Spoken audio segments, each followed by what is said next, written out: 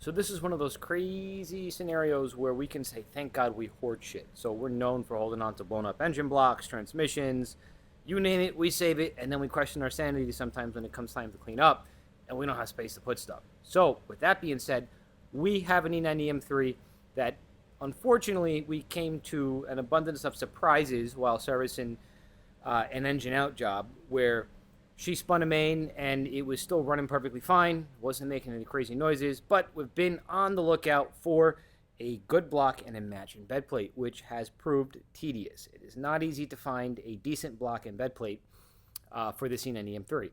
I always knew we had a good used crankshaft sitting here in the shop, so I put that in the back of my head, but I almost forgot until we were cleaning 2 days ago that we actually have a block and a bed plate.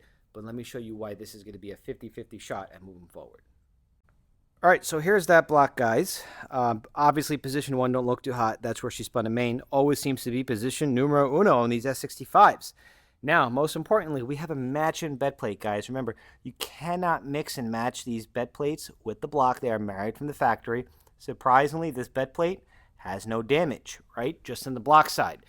In a perfect world, we can get away, line bore this, and use that crankshaft we have, do some math, get the correct sized bearing shells, and put the pieces to the puzzle back together. However, if my memory serves me correctly, this block has a crack in it somewhere.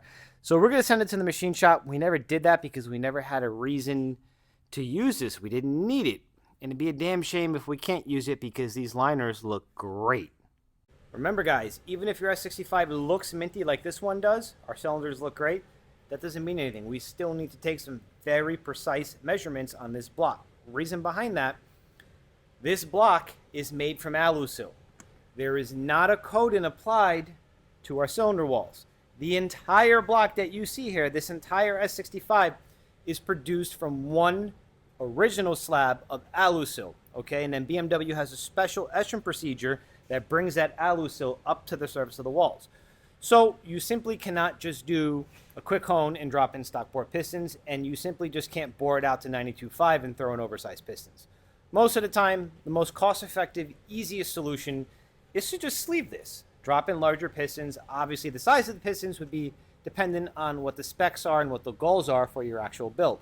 But I don't know. We're going to send this to the machine shop. Like I said, it's 50-50, but I like the chances of 50-50, and if we can get this block and that bed plate rocking and rolling, we can start putting the pieces of the puzzle back together and get this E90 back on the road. Stay tuned. We'll keep you guys in a loop next week and let you know what we find out on this block.